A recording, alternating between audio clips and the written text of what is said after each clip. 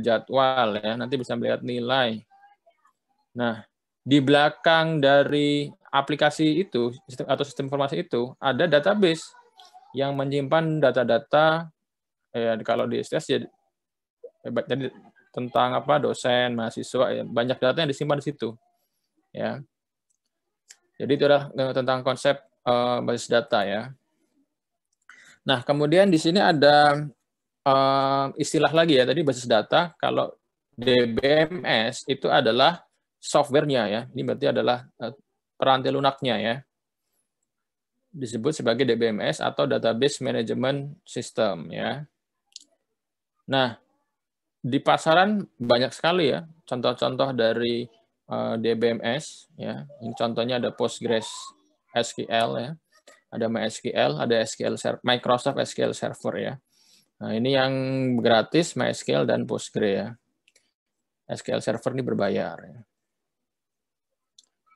Oke, ini software-nya ya. Jadi kalau basis data itu lebih kepada konsep. Kalau DBMS kita sudah bicara tentang software-nya ya atau tools-nya. Oke, kemudian ini tadi kemarin tentang fundamental data ya. Nah, di sini ada hierarki data ya.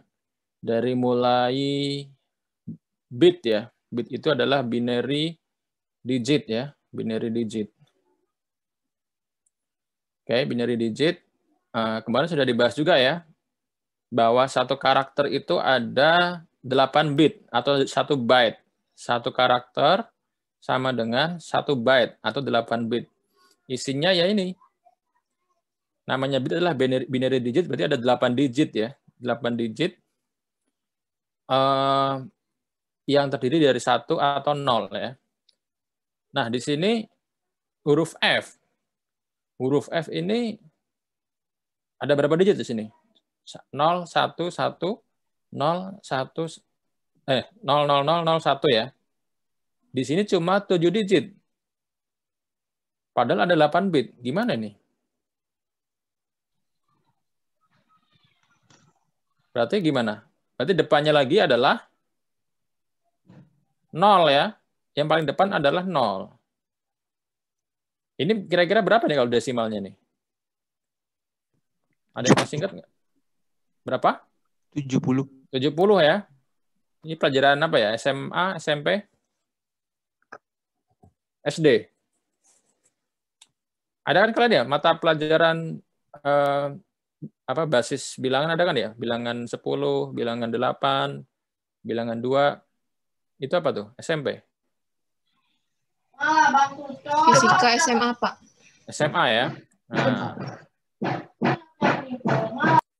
Oke ya. Nah, ini adalah bilangan basis 2 gitu. Jadi ini kalau didesimalkan sebenarnya adalah angkanya 70 ya. Itu sebenarnya adalah kode ASCII ya, kode ASCII ya, kode ASCII. Oke. Jadi kode ASCII untuk huruf F itu adalah 70 sebenarnya. Nah, kalau direpresentasikan ke dalam biner, jadinya ini nih. 1000, 110 gitu ya. Kalau direpresentasikan ke dalam biner ya. Karena kalau kita bicara komputer, ya isinya adalah biner seperti ini ya. Yang mana 1 itu adalah menyatakan sirkuitnya itu on, kalau 0 itu adalah off gitu ya. Ya, seperti itu ya. Ya semacam kalau kalian mungkin pernah belajar Morse barangkali ya. Ya seperti itu juga ya, ada yang 1 ada 0. Nah, mirip seperti itu ya. Nah, di sini ada 8 bit ya, berarti di paling depan adalah 0 ya. Nanti huruf yang lain pun ada karakternya gitu. I, nah saya juga nggak hafal itu ya. Kalau G berarti dia 71 ya. G 71. G besar ya. F besar dan F kecil itu dibedakan. Jadi F besar dan F kecil itu dibedakan ya. Bentar.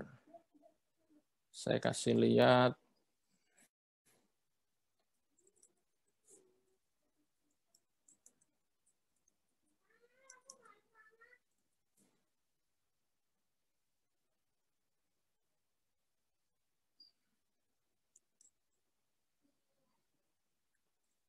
Kode ASCII, mana kode ASCII?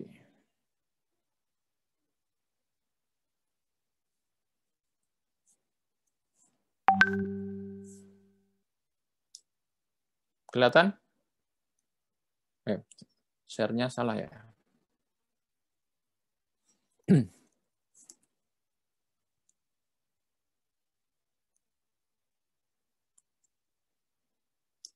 Nah, ini ada banyak kode ASCII ya. Tadi apa tadi? 70 ya. 70, mana 70? Nah, ini ya, 70 ya. Huruf F ya. 71 huruf G ya. Dan seterusnya ya. Jadi, karakter dari huruf ASCII ini ya. Termasuk karakter-karakter khusus ya. Tanda baca ya, plus dan lain sebagainya. Ini adalah kode ASCII-nya. Nah, ini huruf besar dan huruf kecil beda kode ASCII-nya. A kecil 97. Ya, ini A kecil 97 ya.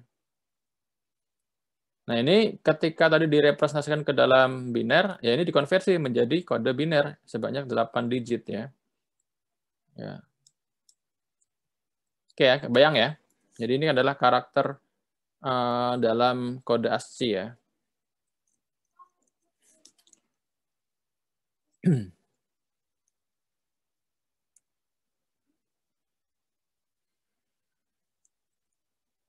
Oke, kita kembali ke sini ya. Nah, jadi tadi satu karakter adalah 1 byte atau 8 bit ya, yang ini direpresentasikan ke dalam kode biner. Ini adalah karakter ya. Tadi bisa A kecil, A besar, angka, huruf, itu adalah karakter. Nah, kemudian kita masuk ke field di sini ya. Jadi field di sini adalah sekumpulan dari karakter ya. Ya, sekumpulan dari karakter. Dan di sini field ini biasanya juga menandakan suatu atribut ya dalam suatu data ya, atribut atau kolom. Di field bisa atribut atau kolom. Di sini contohnya adalah field-nya adalah nama belakang. Oke. Di atasnya lagi, datanya field ada namanya record ya. Record di sini ya kumpulan dari field tadi ya, yang merepresentasikan dari data ya. Jadi kalau record itu adalah baris data. Sekumpulan dari banyak kolom di sini. Nah, ini contoh dari record adalah ada kolom apa ini? Tanggal kode masuk ya. Kode pegawai ya. Kode pegawai, nama belakang, nama depan, dan tanggal masuknya. Nah, ini adalah record ya, kumpulan dari field.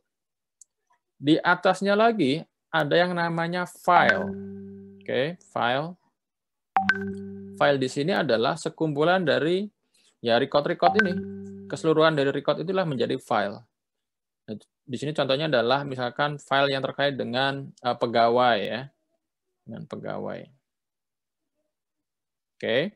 Nah, di atasnya lagi kalau kita bicara database, ini sudah sekumpulan dari banyaknya file ya atau banyaknya data tadi ya. Banyak data ya. Ini data pegawai, ada data apa? Departemen, ya, data payroll ya.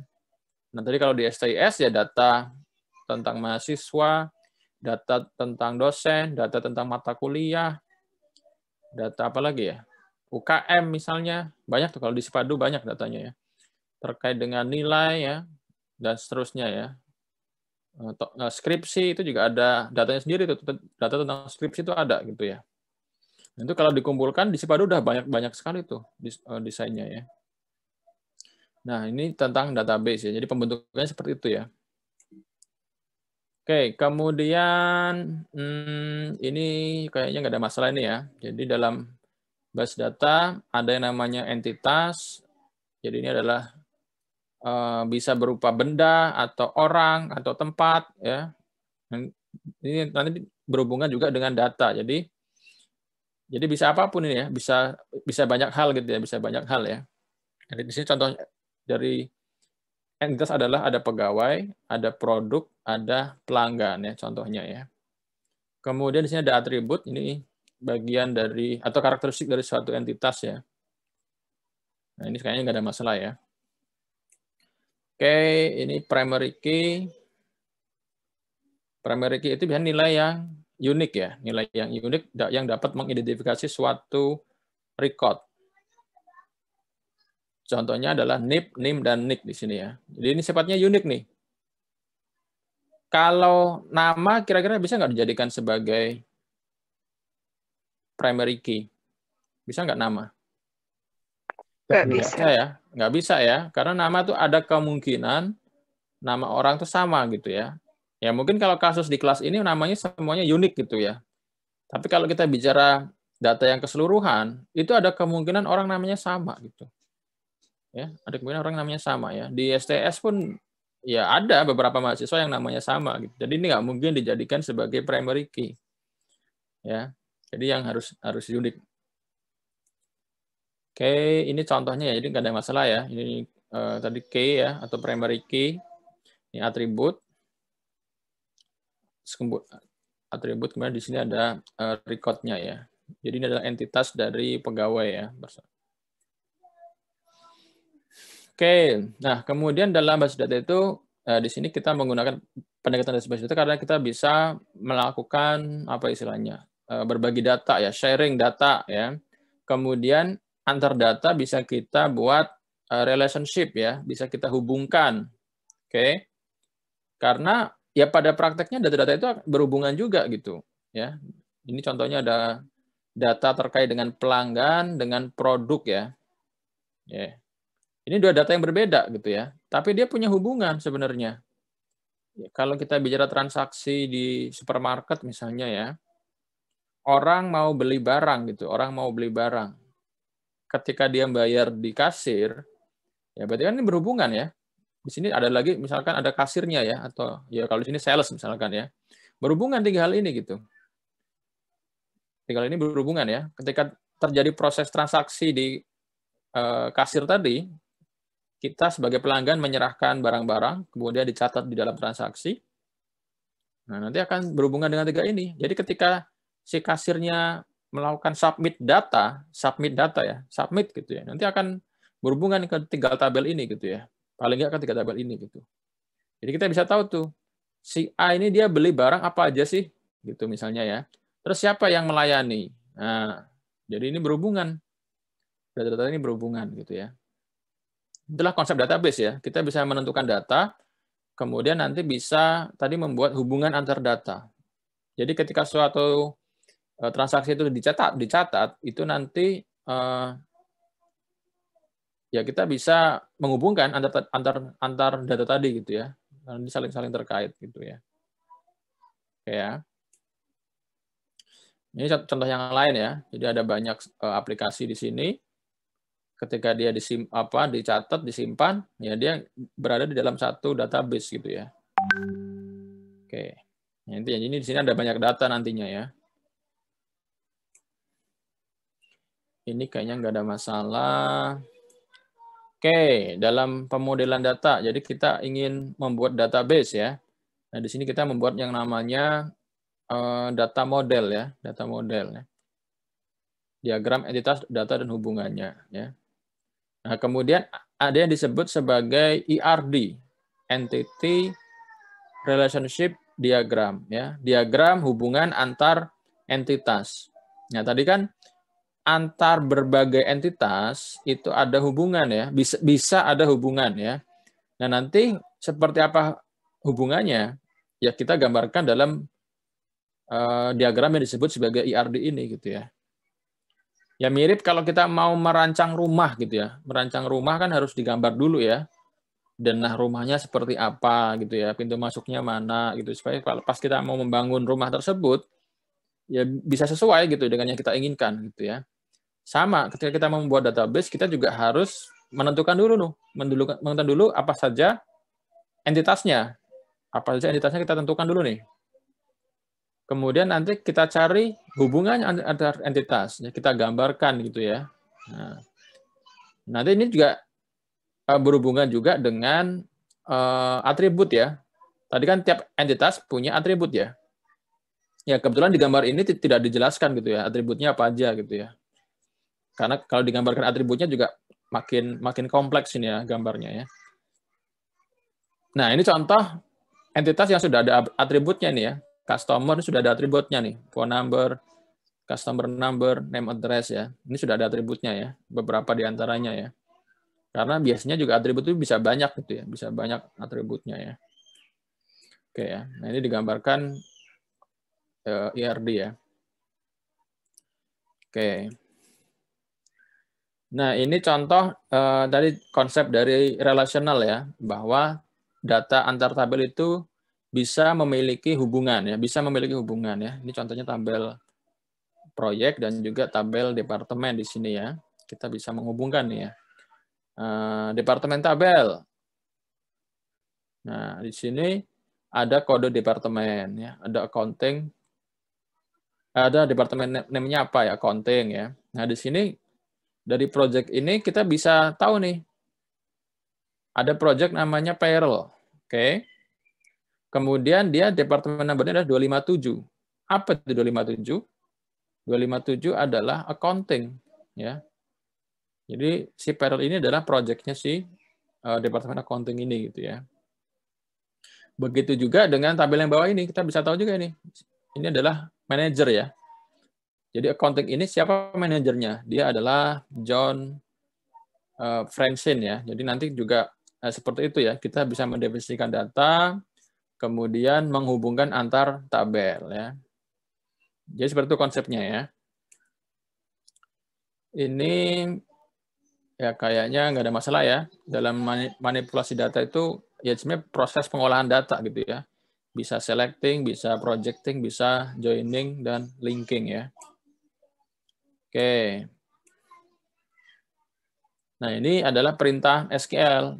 Jadi SQL adalah structure query language, bahasa query yang digunakan untuk memanipulasi data, mengakses data ya. Nah, kira-kira nih perintah yang ini perintah apa ya? Buat apa ya? Perintah mengetahui orang yang memiliki utang di atas $1.000. Nah, tadi kalau kita hubungkan dengan manipulasi data, ini masuk kategori yang mana ya? Selecting, Pak. Selecting yang mana nih? Selecting. Udah, selecting aja. Ada lagi yang lain? Linking sama selecting. Linking. Ya, jadi selecting apa sih? Selecting dia mengeliminasi apa? Selecting itu. Selecting baris. Baris ya. Nah, bagian mana di sini yang disebut sebagai mengeliminasi baris? Kira-kira statement apa ini yang dia mengeliminasi baris? Select silent name. Client name. Yes. Client name tuh kira-kira baris apa kolom? Kolom. Kolom ya. Jadi ini ceritanya. Jadi di sini ada tabel yang namanya client ya. Oke. Client di sini dia punya banyak, ada motor lewat ya. Client di sini ada banyak kolom gitu ya. Ya kalau kita bicara atribut klien ya, atribut klien bisa aja ada banyak gitu ya. Ada nama klien, mungkin ada kode ya, kode klien, alamatnya klien, jenis kelamin, tanggal lahir mungkin, apalagi tuh. Macam-macam lah ya, panjang banget gitu ya. Ada kolomnya banyak nih klien ya, ada banyak kolom. Oke. Nah, kemudian di sini hanya dimunculkan client name dan juga dep aja. Jadi dari banyaknya data tadi yang dimunculkan hanya 2 kolom aja. Nah, inilah tadi yang disebut sebagai projecting ya. Mengeliminasi kolom ya. Menghilangkan kolom ya. Jadi kita cuma pengen ambilin nama dan juga berapa sih utangnya. Nah, ini tadi ya. Nah, ini ya, menghilangkan kolom ya. Projecting itu menghilangkan kolom ya. Jadi yang dimunculkan cuma nama klien dan juga utangnya nih. Inilah yang disebut sebagai projecting. Nah, from client where debt kurang dari 1.000. Nah, di dalam tabel klien ya bisa jadi isinya banyak ya. Bisa ribuan mungkin atau ratusan ribu baris gitu ya. Terus siapa yang mau dimunculin nih? Apa yang mau dimunculin? Ternyata kebutuhannya pimpinan misalnya cuma pengen menampilkan yang utangnya di atas 1.000. Nah, di sini dibuat semacam filter gitu ya, debt lebih dari 1.000. Otomatis yang utangnya di bawah 1.000 atau dia nggak punya utang, ya dia nggak akan muncul. Nggak akan muncul ya datanya ya. Inilah yang disebut sebagai mengeliminasi baris gitu ya. Maksudnya tampilannya nggak muncul gitu ya. Tapi ini tidak menghilangkan data ya, tidak menghapus data ya. Cuma ketika muncul ke tampilannya, ya sesuai dengan yang kita inginkan. Di database-nya tetap datanya nggak akan berubah gitu ya, nggak akan hilang gitu ya. Ini cuma tampilan aja ya, tampilannya.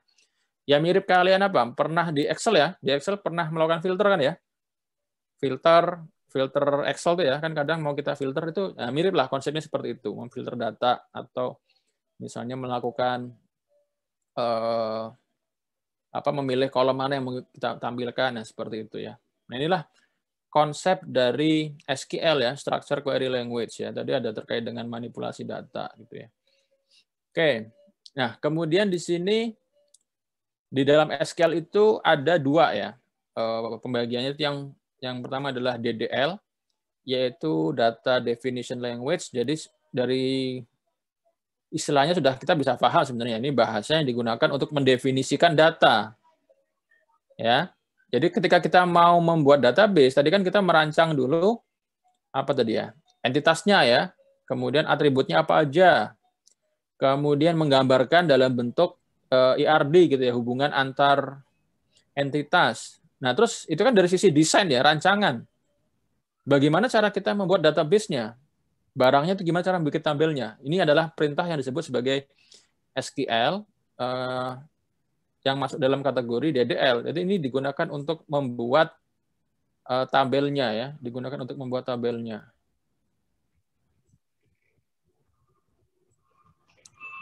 Oke, jadi ini perintah membuat tabelnya. Caranya adalah, nah di sini kita membuat tabel mahasiswa ya dengan create table mahasiswa ya. Jadi inilah contoh perintah DDL ya. Di sini ada beberapa contoh dari kolomnya, ada name, nama, alamat, kotanya mana, ini tipe datanya ya, char, varchar, lebarnya berapa ini ya, lebar datanya seberapa ya, 10, 15. Nanti ini lebih detailnya kalian akan dapat di tingkat 2 ya. Jadi ini contoh aja, contoh dari perintah DDL. Jadi ketika kita mau membuat tabel tuh seperti ini perintahnya. Tadi misalkan dijalankan di MySQL ya, kita jalannya perintah ini nih. Kita create mahasiswa, nanti akan muncul satu tabel, namanya tabel mahasiswa di situ ya. Nah, nanti juga seperti itu. Ketika kita mau menghubungkan data juga pakai perintah SQL juga. Misalkan create table apa? Mata kuliah. Nanti kita bisa setting tuh. Primary key-nya, foreign key, ya seperti itu bisa kita setting ya. Nah, misalkan ini nih. Tadi data di sini ya. Nah, ini yang mana ya? Nah, yang ini nih ya. Ini adalah key ya, foreign primary key. Ini juga key juga sebenarnya, key ya. Tapi ini adalah disebut sebagai foreign key. Foreign key ini ya. Apa itu foreign key? Suatu key yang menghubungkan suatu tabel dengan tabel yang lain. Oke. Jadi ini adalah istilahnya adalah foreign key. Karena dia terhubung dengan tabel yang lain. Tabel yang mana? Tabel departemen gitu ya. Jadi waktu kita nanti membuat tabel project ini, ya kita sama aja tadi create table project ya, create table project. Kemudian nanti tipe datanya adalah project, description, department number gini ya. Sama mirip tadi lah ya. Kemudian apalagi? Primary key-nya apa? Primary key-nya adalah project. Apalagi? Nah, tadi kita membuat foreign key. Foreign key-nya adalah department number. Kemana? Ke dalam tabel departemen. Nah, seperti itu. Jadi nanti akan terhubung nih antara project table dan juga department table. Jadi sama aja ya, seperti tadi ya. Jadi di sini, nanti ini kan dia men-setting primary key ya. Primary key-nya adalah name. Nanti kalau kita mau membuat foreign key, di sini kita buat juga foreign key-nya apa gitu ya. Terhubung kemana, nanti seperti itu ya. Kebayang ya? Ini proses kita membuat suatu database ya, suatu tabel ya. Nah, bahasa yang digunakan untuk ini, untuk mendefinisikan data, disebut sebagai DDL. Oke ya. Nah, kemudian kalau bahasa yang kedua, yang pada SQL ini adalah bahasa yang digunakan untuk memanipulasi data ya. Jadi contohnya adalah select bintang from mahasiswa. Bintang di sini maksudnya semuanya. Kita nggak ada filter nih. Semua kolom, semua baris dimunculkan gitu ya. Ini semuanya ya. Nah, tadi sesuai tergantung dengan kebutuhan mau kita munculkan apa ya. Nah, kayak tadi ini juga contohnya adalah ini. Ini adalah contoh juga dari DML ya, Data Manipulation Language ya. Ya, nanti pada prakteknya kita akan memilih data itu sesuai dengan keinginan kita ya, sesuai dengan kebutuhan ya. Kebutuhannya apa? Ya, tampilkan data tingkat 1. Nah, bisa gitu, tahun akademik 2020-2021. Nanti akan dimunculkan ini. Apa yang dimunculkan? Misalkan NIM dan nama, ya udah select NIM, nama from mahasiswa. Tadi filternya apa? Tingkat 1, misalkan where tingkat sama dengan 1. Tingkat 1 kan tahun akademik berapa? Tahun akademik 2020-2021 ya. Tulisannya tahun akademik 2020-2021. Seperti itu ya. Proses kita melakukan filter ya. Karena kalau kita lihat tingkat 1 doang, dalam database itu tingkat 1 banyak. Ya, filternya itu ada tahun akademik juga. Kalau tingkat 1 doang, tiap tahun itu ada tingkat 1 kan? Tiap tahun itu ada tingkat 1. Muncul semua tuh data tingkat 1 tuh. Jadi ya sudah tingkat 4 yang sudah lulus pun muncul. Karena dia juga pernah tingkat 1 gitu ya. Kita harus filter lagi. Filter tadi mahasiswa where tingkat sama dengan 1, N. Jadi ada N-nya tuh. N misalkan tahun akademik 2020-2021 gitu ya. Nah, seperti itulah konsepnya ya. Nanti akan disesuaikan tuh dengan kebutuhan kita gitu ya. Oke, ini contoh yang lain ya, DBMS yang lain. Ada ini yang gratis, ini sudah kita bahas juga, kayak nggak ada masalah. Oke, kemudian big data ini juga sudah di video kayaknya sudah cukup jelas ya. Jadi intinya di sini datanya ada berbagai macam sumber ya, kemudian ukurannya besar dan juga proses penambahannya cepat ya. Jadinya perangkat lunak dan juga teknologi yang tradisional nggak bisa menangani gitu. Laptop kita mungkin nggak sanggup ya kalau kita menangani big data gitu ya. Ukurannya bisa terabyte. Kalau diolah lama banget gitu ya. Kita mengolah data yang mungkin 100.000 baris aja udah lama tuh ya. Apalagi yang mungkin sampai jutaan baris gitu ya. Saya dulu pernah juga tuh waktu skripsi ya. Tahun berapa tuh ya? 2006, 2007 ya. Sekitar 14 tahun yang lalu ya. Nah, itu pernah juga ngerjain skripsi ngolah data log ya, log firewall ya. Jadi pencatatan log itu besar banget tuh karena dia setiap waktu dicatat gitu ya. Itu log itu bisa sampai berapa giga gitu ya. Waktu itu ya, ngolah data itu ya saya jalankan itu ditinggal pergi dulu tuh. Tinggal beli makan gitu ya ke warteg ya. Pergi-pergi dulu yang balik belum selesai gitu ya. Bisa sampai berjam-jam itu ya. Nah, itu yang ukurannya cuma ukuran giga aja ya. Gimana kalau yang sudah tera gitu ya. Kebayang ya gimana besarnya ya. Nah, itu sehingga teknologinya pun juga khusus gitu ya yang digunakan. Ini karakteristik big data, ada juga sampai 5V juga ya, beberapa literatur ya. Kemudian sumbernya kayaknya nggak ada masalah juga ini ya, sudah kita bahas juga. Nanti kalau ada yang ditanyakan silakan aja ya. Kemudian penggunaannya, ini juga sekarang udah macam-macam. Di BPS juga sudah mulai banyak dipakai ya. Ini bisa kita bahas kalau ada yang bertanyakan juga. Nah, kemudian teknologi big data ada beraneka ragam. Ini kita belum masuk yang analitiknya juga gitu ya. Nanti ada juga ya bahas mengenai analitik ya. Di pertemuan keberapa itu ya, ada khusus juga ya. Jadi ini baru pembentukannya aja ya. Tentang data mart, kayaknya nggak ada masalah ini, data lake. Sumbernya. Nah, ini yang kemarin adalah software-nya ya, teknologinya yang banyak dipakai sekarang adalah Hadoop gitu ya. Hadoop ini ya penyimpanannya bisa dibuat istilahnya cluster gitu, distribute, dibagi-bagi gitu ya. Karena tadi kan kita bicara big data, bisa saja filenya sampai ukurannya tera gitu ya, atau petabyte ya, 1000 tera gitu ya. Ya mungkin itu butuh beberapa server buat menangani gitu. Nah, tapi kalau dengan Hadoop ini kita bisa mengelola itu semua. Jadi bisa di sini bisa sampai 100 server gitu ya. Dikelola dalam Hadoop ini ya. Jadi data besar pun bisa ditangani ya. Karena dia mekanismenya khusus ini ya. Oke ya. Itu yang sekarang juga banyak dipakai ini ya.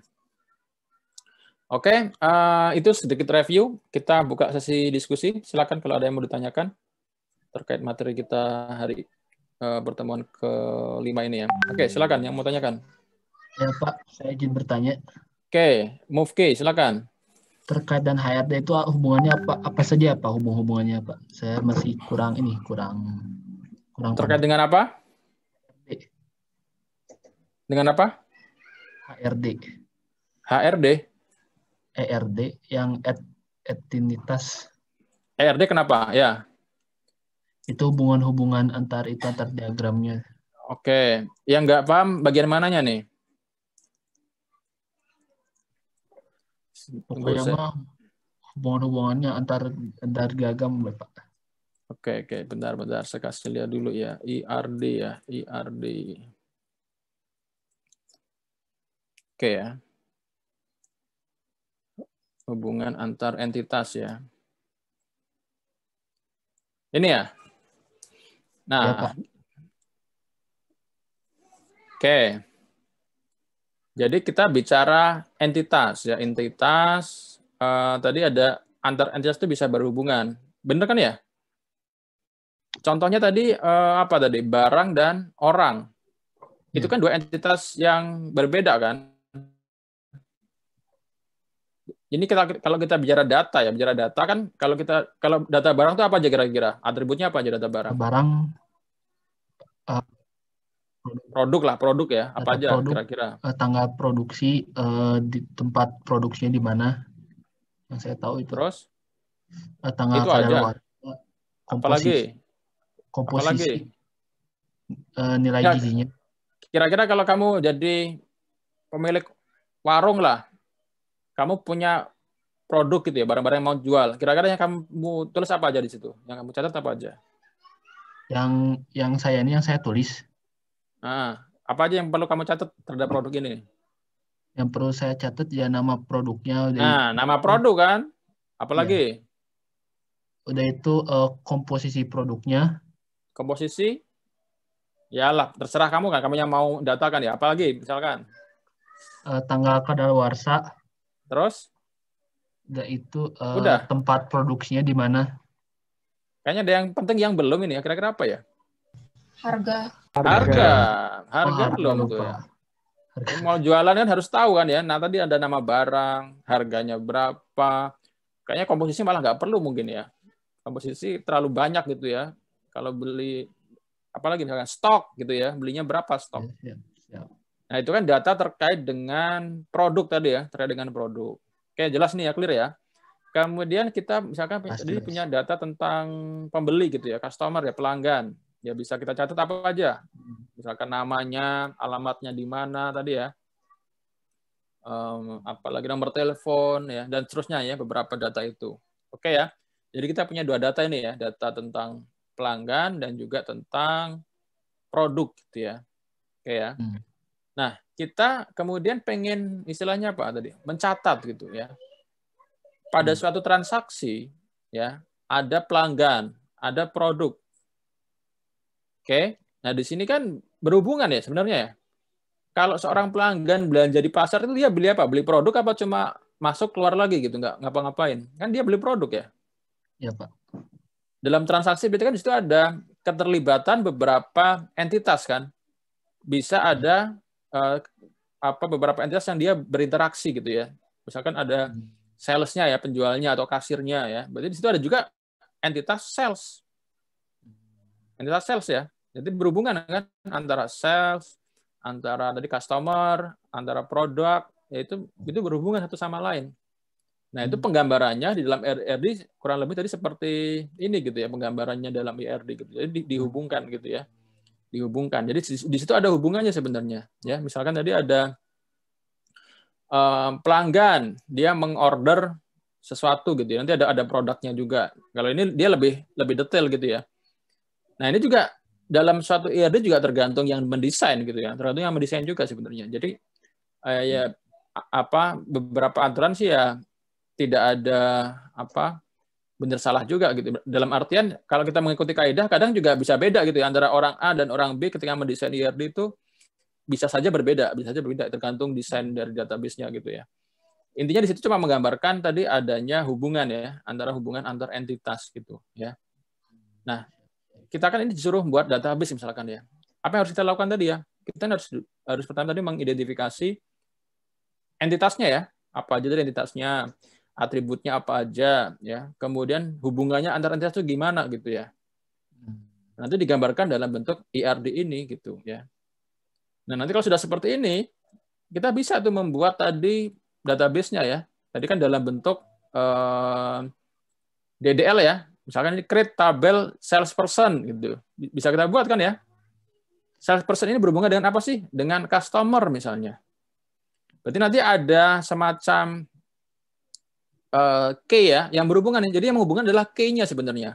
Yang menghubungkan adalah key ya. Nanti ada kunci yang menghubungkan ya. Kayak tabel ini nih. Nah, jadi ini sebenarnya si project table dan department table ini dia berhubungan nih. Dia ada relasi sebenarnya. Ini kalau digambarkan di dalam IRD ini berhubungan nih, ada hubungannya, ada panahnya ini ya. Nah, kalau dalam penerapannya itu terlihat dari adanya key ini 257 ya, departemen number, ini departemen. Ya. Kalau dalam prakteknya ini kelihatan di sini nih. Seperti itu ya. Ini kelihatan nih. Ini kita nggak pakai panah pun kita bisa tahu sebenarnya ini berhubungan gitu ya. Tapi kalau dalam desain kan lebih mudah digambarkan seperti ini gitu ya. Karena nanti kalau kita bicara IRD, ini bisa aja entitasnya ada banyak gitu. Mungkin ada puluhan entitas atau ratusan, bisa saja gitu ada banyak entitas. Ya nggak mungkin kita gambarkan seperti ini semua gitu ya. Terlalu kompleks jadinya ya. Makanya digambarkan dalam bentuk IRD gitu ya. Kemudian dengan melihat tadi adanya hubungan ya antar entitas ya, hubungan antar entitas. Gimana? Masih ada yang masih belum? Silakan. Kalau masih bingung, silakan ditanyakan lagi. Jelas? Mufki? Alhamdulillah, insya Allah jelas. Oke. Ya, silakan yang lain. Boleh?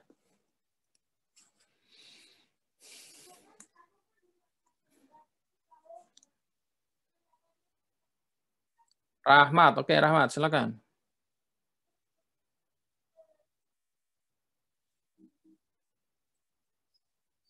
Oke. Sam. XAMPP ya, kenapa? XAMPP itu apa ya?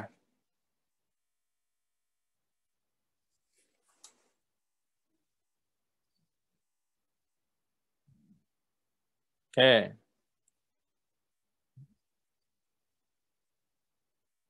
Udah pernah belajar web berarti, Rahmat? Atau baru baca atau lihat atau gimana? Udah pernah? Kapan? SMA? Udah pernah kuliah? Oke. Di mana kuliahnya, Rahmat? Apa? Informatika? Oke ya. Berarti sudah pernah dapat ya. Ya, saya jelasin ya. SAM itu adalah mudah-mudahan yang lain bisa nangkep juga ini ya. Jadi kalau kita mau membuat website, ada namanya bahasa pemrograman PHP ya, atau PHP ya. Kalau kita nyebutnya biasanya PHP ya. Nanti kalian juga dapat di tingkat 2 ya PHP. Nah, untuk membuat web PHP itu sifatnya adalah server side ya, server side. Jadi dieksekusi di sisi server ya. Salah satu web server ya yang populer adalah Apache ya. Apache ini yang populer. Kemudian Apache ini satu software aja. Maksudnya satu sistem gitu ya. Padahal kalau kita membuat website itu biasanya butuh beberapa software atau komponen ya. Ada Apache-nya, ada PHP-nya, kemudian ada database-nya ya. Database-nya tuh misalkan pakai MySQL ya. Tadi ada juga ya, sudah saya singgung MySQL server gitu misalkan. Ya itu kita bisa nginstal masing-masing tuh. Misal Apache sendiri, nginstal apa tadi? PHP sendiri, nginstal MySQL sendiri ya. Itu bisa kita masing-masing ya. Atau nah sekarang ini sudah ada beberapa istilahnya bundle ya atau bundle ya, bundle bundle software yang sudah lengkap tadi ya, ada Apache, MySQL, PHP itu sudah dibundel jadi satu kesatuan. Nah, salah satu bundelnya adalah SAM tadi. SAM itu adalah sebenarnya bundel dari Apache. Isinya sudah ada Apache-nya, sudah ada PHP-nya, sudah ada MySQL-nya. Kita tinggal download, install, klik next, yes, oke, jalan itu gampang gitu ya. Nah, itu kalau pakai SAM itu lebih mudah lah ya, seperti itu. Nah, ini hubungannya sama Hadoop apa? Nggak ada hubungannya ya. Jadi beda ya, beda. Kalau itu dia lebih ke pengembangan website ya. Kalau dihubung-hubungkan, ya yang buat sama ya. Bukan yang buat sama. SAM itu dia kan menggunakan Apache ya. SAM tadi menggunakan Apache, ada Apache-nya. Hadoop ini buatan Apache juga. Jadi Apache itu semacam apa ya? Ya semacam konsorsium gitu ya. Dia punya banyak sekali software-software di dalamnya gitu Apache. Salah satunya adalah Hadoop ya. Ya kalau mau dihubungkan paling itu. Jadi Hadoop ini juga buatan Apache juga sebenarnya ya. Tapi kalau Apache tadi adalah Apache yang sifatnya web server ya. Sebenarnya nggak ada hubungannya gitu ya. Kebetulan aja tadi Hadoop ini juga dia buatannya Apache. Jadi produknya Apache itu ada banyak banget produknya. Salah satunya adalah Hadoop dan salah satunya adalah web server gitu ya. Ya, nanti kalian tinggal 2 lah itu dapat ya. Jadi intinya tadi kalau SAM itu adalah bundel Apache ya. Mudah-mudahan menjawab ya, Rahmat ya. Saya dulu juga pas tingkat 1 juga pernah juga belajar web. Maksudnya walaupun mata kuliah web itu tingkat 2, pas tingkat 1 dulu juga pernah juga nyoba-nyoba gitu ya. Iseng aja buat gitu ya. Ngupload gitu ya, nyari hosting ya. Cuma ngupload 1 halaman dulu tuh udah seneng banget tuh bisa diakses. Wah ini padahal juga kalau diingat-ingat juga gitu doang gitu ya, cupu gitu ya. Tapi dulu seneng banget ya karena masih tingkat 1 masih belum ngerti apa-apa. Gimana sih caranya buat web gitu ya. Googling caranya. Oh harus dibuat dulu, kemudian diupload ke hosting. Nyari hosting yang gratis gitu ya, diupload, diakses gitu ya, bisa diakses, di-share ke teman-teman gitu ya. Padahal cuma gitu doang, tapi udah seneng gitu ya. Ya nggak apa-apa juga kalian kalau mau belajar dulu juga nggak apa-apa gitu. Karena kalau pemrograman itu sebenarnya SMP, SMA itu sudah bisa ya dari sisi tingkat kesulitan itu sudah bisa. Makanya sekarang banyak juga programmer web itu yang lulusan SMK itu sudah bisa pada membuat gitu ya. Dari sisi teknis bisa gitu ya. Tapi nanti yang membedakan dari kalian sudah belajar web dari sisi sudah mata kuliah pemrograman web, nanti yang membedakan adalah kalau di D4 atau S1 ya kalian bisa membuat program dengan baik gitu ya. Kalau mungkin SMK ya sebatas buat aja, bisa buat gitu ya. Nah, tapi bagaimana kita membuat suatu software ya atau perangkat lunak yang baik ini perlu ilmu di situ, perlu kaidah-kaidah gitu ya, yang mungkin nggak didapatkan di SMA gitu. Jadi itu mungkin nanti yang membedakan kalian dengan yang lulusan SMK yang mereka bisa buat web, tapi buat web yang benar, yang bagus, mungkin ilmunya belum ada gitu ya. Kalau lulusan SMA mungkin belum dapat gitu, baru sebatas buat aja gitu ya. Nanti kan ada kaidah-kaidah juga tentang rekayasa piranti lunak gitu ya. Bikin software itu nggak sembarangan tuh, ada siklusnya ya, ada tahapannya ya. Nanti kalian akan dapat itu ya di tingkat 2, tingkat 3 kalau nggak salah itu ya. Jelas ya. Jadi kalau Hadoop ini lebih ke tadi manajemen dari file ya. Ya, kalian punya file besar nih. Tadi kan jumlahnya 1 tera atau 10 tera gitu ya. Atau 100 tera misalnya. Nah, server mungkin nggak cukup gitu ya. Nah, makanya tadi bisa ada banyak server di sini. Ini bisa ada banyak server ya. Karena datanya nggak sanggup gitu ya. Datanya nggak sanggup buat menampung, kita buat cluster Hadoop seperti ini gitu. Nah, beda konsep ya. Kalau tadi yang SAM itu adalah bundel Apache ya sebenarnya ya. Jelas ya Rahmat ya? Oke ya. Ya, silakan yang lain. 1 atau 2 lagi boleh. Saya izin bertanya, Pak. Oke, silakan Niken. Jadi kan big data itu kan saya tuh mengetahuinya batas kayak data yang besar, yang banyak gitu, Pak. Dan salah satu sumbernya adalah media sosial. Nah, itu berupa apa, Pak? Maksud saya tuh yang didapat dari media sosial itu datanya berupa apa dan ngedapetin datanya itu gimana, Pak? Oke ya. Ya, salah satu sumber dari big data adalah media sosial ya, benar ya. Jadi apa aja yang kita ambil bisa banyak ya. Ini jadi terkait dengan data-data ya pengguna, data-data pengguna dari media sosial gitu ya. Bisa dari Twitter atau Facebook gitu ya. Instagram ya bisa juga. Apa aja yang diambil ya macam-macam ya, tergantung dengan kebutuhan kita gitu ya. Contoh kasus misalnya Instagram ya, data Instagram itu bisa kita ambil datanya. Pakai gimana cara mengambilnya? Ya bikin program ya. Dan nanti kalian juga belajar buat program, bisa buat banyak hal tuh ya. Salah satunya tadi mengambil data di Instagram tuh bisa bikin semacam robot kecil gitu ya. Nanti dijalankan, bisa tuh otomatis ngambilin data di IG ya. Itu bisa diambil ya. Yang bisa diambil apa aja? Ya yang ada di IG apa aja? Misalkan akunnya ya, pasti akunnya tuh namanya siapa, nama akunnya apa, itu bisa diambil tuh jenis kelamin atau apa gitu ya. Atau kalau toko seperti itu bisa diambil tuh. Tergantung kita mau ngambil apa. Mau ngambil apa, mau ngambil berdasarkan apa. Kita juga bisa juga misalkan mengambil berdasarkan hashtag tertentu. Itu bisa. Misalkan yang pernah dipakai itu kita mau melihat potensi pariwisata ya. Kita pakai hashtag misalnya Wonderful Indonesia gitu ya. Jadi waktu kita mencari data di IG pakai program tadi, kita gunakan tadi hashtag Wonderful Indonesia. Yang muncul kebanyakan apa kira-kira? Ya foto-foto tempat wisata di Indonesia ya. Itu bisa kita ambil tuh. Gambarnya, lokasinya di mana, captionnya apa, koordinatnya di mana gitu ya. Itu bisa kita ambil gitu ya. Ya itu nanti bisa digunakan untuk banyak hal. Tadi misalkan analisis pariwisata ya. Apalagi saat pandemi begini gitu ya. Kita bisa gunakan untuk ya. Ini sudah pernah dijalankan juga di ISS, beberapa penelitian sudah ada mengambil data itu. Data IG itu sudah dipakai juga gitu. Itu contoh satu ya. Kemudian contoh yang lain, kalau data Twitter ya, itu kita bisa ambil juga itu ya, data Twitter. Ya sama itu, nama akunnya siapa gitu ya.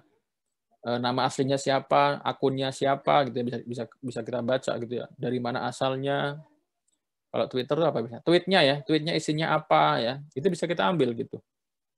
Buat apa gunanya? Salah satunya digunakan misalnya untuk sentimen analisis.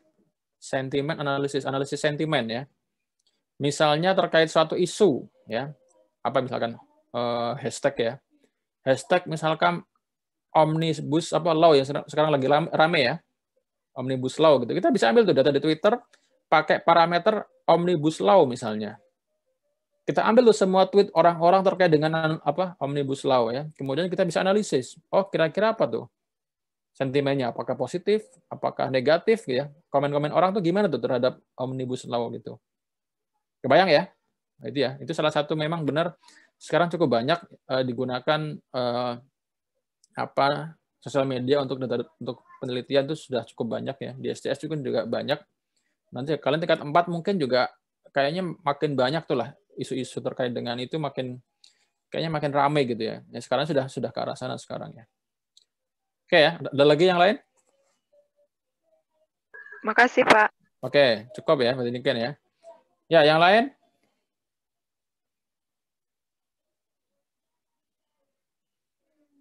Ada? Cukup? Untuk hari ini? Cukup? Kalau cukup, ya, untuk penugasan hari ini, kalian cari tentang ERD ya. Nah, tadi ada Entity Relationship Diagram ya, diagram hubungan antar entitas. Jadi kalian bukan buat ya, jelaskanlah tentang ERD. Kalian cari contohnya, contoh ERD ya. Nah, silakan googling ya. Kemudian jelaskan itu ERD-nya, ya kasih penjelasan lah ya. Ya 1 paragraf, 2 paragraf, oke lah ya. Itu apa ERD itu ngapain sih itu? Maksudnya hubungannya apa aja di situ, entitasnya hubungannya apa ya? Jelaskan secara singkat aja ya. Jelas? Jadi banyak tuh contoh ERD ya. Bebas ya. ERD misalkan di lingkungan apa? Rumah sakit, di lingkungan apa misalkan restoran atau rumah makan, bengkel, perpustakaan, persewaan mobil, itu banyak tuh.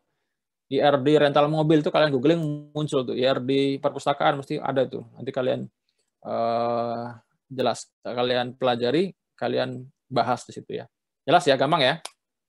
Oke, kalau nggak ada lagi, kita akhiri. Selamat belajar semuanya. Ya, mudah-mudahan tadi disampaikan bermanfaat. Saya tutup. Wassalamualaikum warahmatullahi wabarakatuh.